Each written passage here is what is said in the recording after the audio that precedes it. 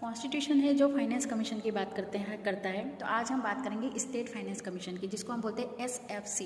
तो state finance commission की जो बात हुई है वो बोला है कि government is required to constitute a state financial commission within 1 year. अब किसके विद इन ये 1 ईयर?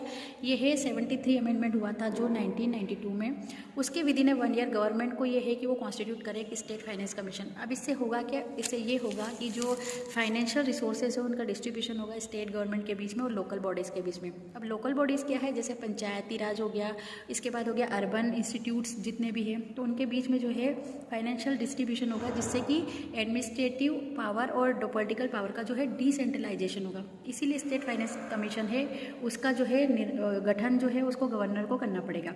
अब इसमें जो 15वीं फाइनेंस कमीशन का में हुआ था कि जितनी भी रिकमेंडेशन होगी उसको इम्प्लीमेंट करने के लिए यहाँ पर निर्णय लिए गए थे 15वीं फाइनेंस कमीशन की जो है उसकी मीटिंग में।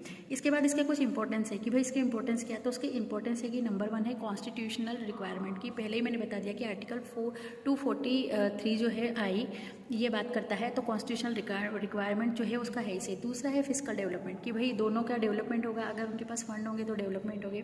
तीसरा जो है कि पॉलिटिकल पावर और एडमिनिस्ट्रेटिव पावर का डिसेंट्रलाइजेशन होगा।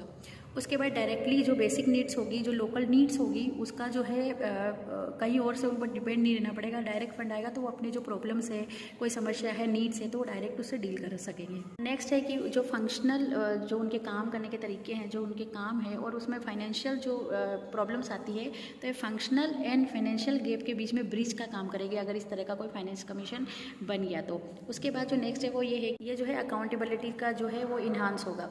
जो लास्ट है वो ये है कि एडमिनिस्ट्रेटिव जो पावर है या पॉलिटिकल पावर है उसका जो डिसेंट्रलाइजेशन होगा, कि क्योंकि फंड्स दोनों जगह बटेगा, स्टेट गवर्नमेंट के बीच में और लोकल बॉडीज़ के बीच में। तो यहाँ पर लोकल बॉडीज़ की जो प्रॉब्लम होगी, जो लोकल प्रॉब्लम होगी, उसके फंड्स की कोई कमी नहीं रहेगी, तो वो उस फंड से काम करेगी। तो इसीलिए जो ये स्टेट फाइनेंस कमीशन है ये बहुत अर्जेंट है। ये गवर्नर को जो है ये रिक्वायर करता है कि वो बना दे।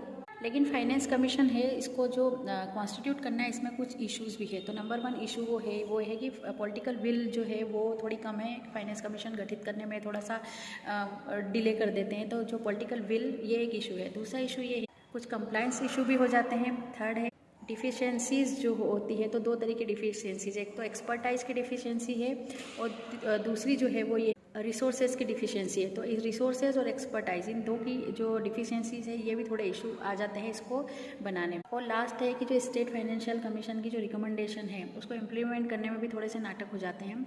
तो एक प्रॉब्लम है कि उनकी रिकमेंडेशन को जो है इग्नोरेंस करना, तो इससे भी थोड़ा सा प्रॉब्लम है। तो ये कुछ इशू है। बाकी अगर